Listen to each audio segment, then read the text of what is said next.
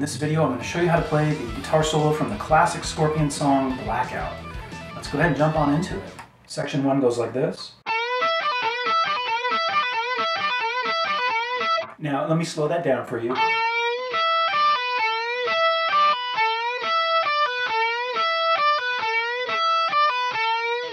Now that is such a classic lick. Classic rock lick. It's like classic rock 101. Everyone needs to know that lick. You've probably heard it, if you don't already know it, you've probably heard it in so many different songs from the 60s, 70s, and 80s.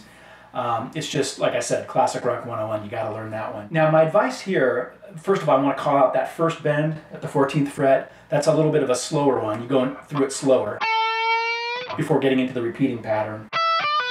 Okay?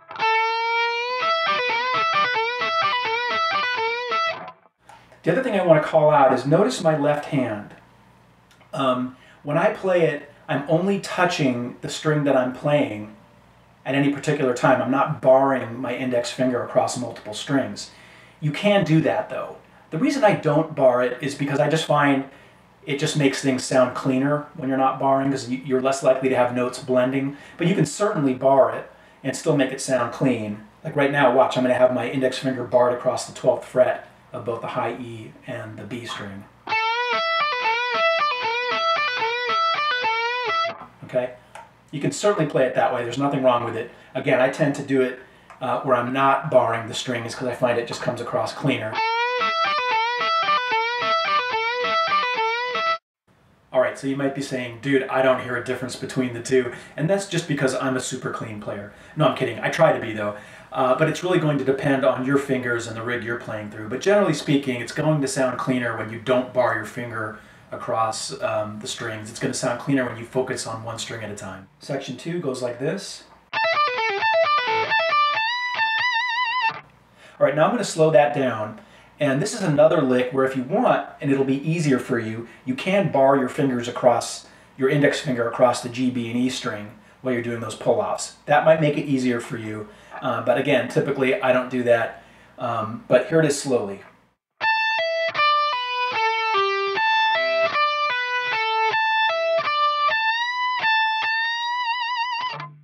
Now I'm going to play it the slightly easier way, where I'm going to bar my index finger across the 12th fret of the high E, B, and G strings.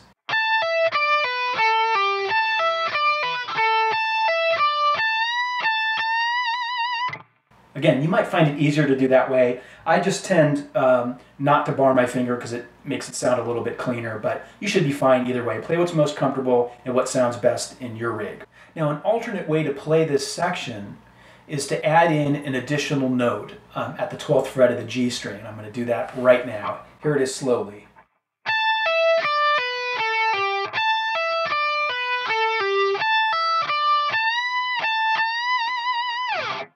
Okay? I've seen it tabbed and played that way so many times. It's probably the most common way to play that section. However, when I listen closely to the original and I slow it down and dissect every note, to me it sounds like he skips the 12th fret of the G that second time around. Now there's an audible little pause there. So imagine you've got the same time and you're just leaving out that note.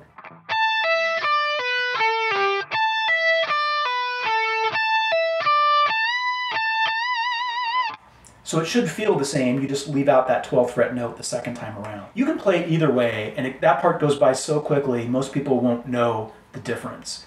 But just pick whichever one sounds best to you and go for it. Section 3 goes like this. Let me slow that down.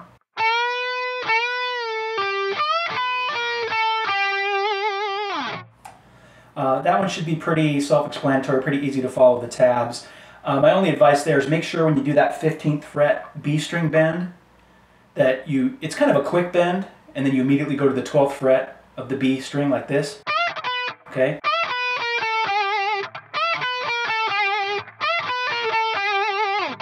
Alright, let's move to the next part. Section 4 goes like this. Let me slow that down now.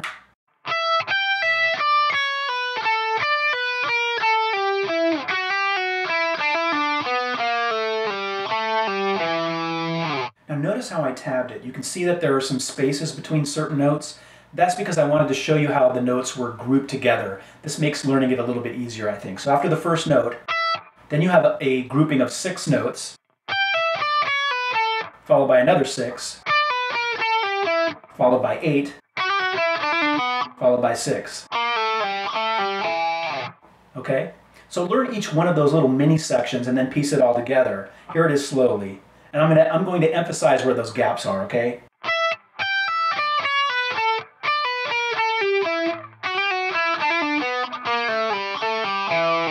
And then notice when I do this little part here, you're gonna go through those hammer-ons pretty quickly. All right? Now here's the whole thing slowly one more time.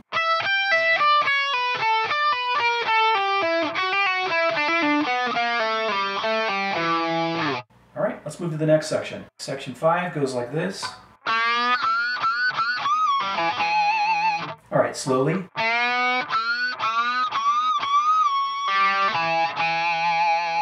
So that one should be pretty easy to follow the tabs for. The only advice I have there is, well, there's 2 things. First, of course, that first bend is a little bit slower than the ones that come after it. Not by a lot, but it is. And once you start applying the pinch harmonics, I typically start somewhere between the pickups and move, toward the neck pickup. That's just the way it feels right to me.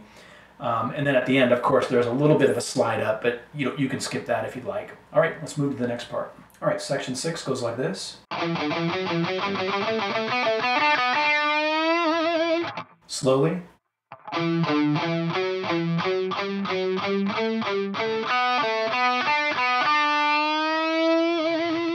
And the only thing worth calling out there is notice that the first 12 notes are basically palm muted. You can palm mute the whole thing if you want. All right, section 7 goes like this. All right, slowly.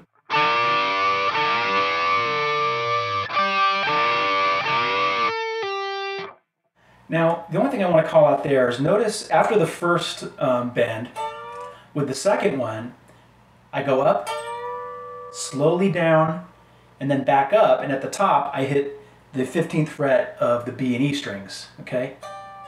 So here's the first 2 bends going into that 15th fret notes I just mentioned.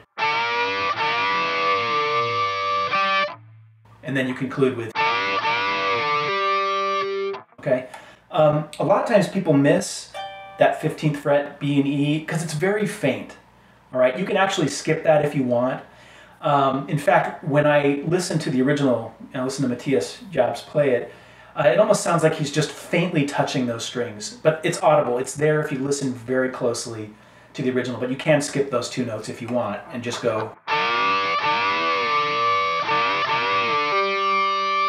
Okay?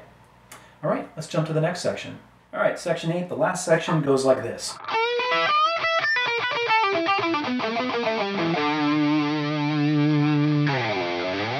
All right, let me slow that down.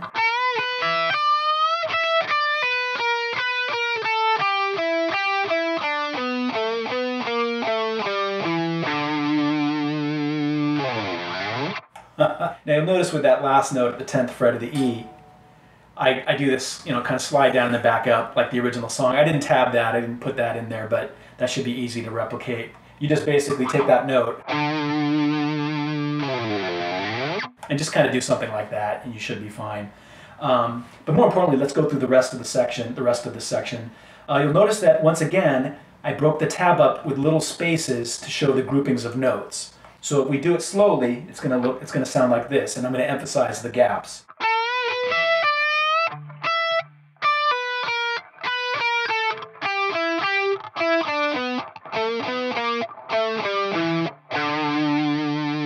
Okay?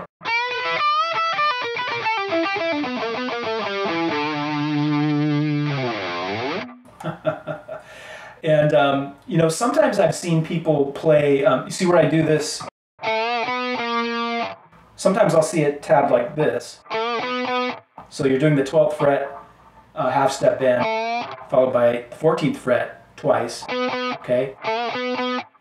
But when I slow it down and listen carefully, to me it sounds like before he goes into. Okay, here it is slowly again. I'm not going to put the gaps in, but I'm going to keep it slow.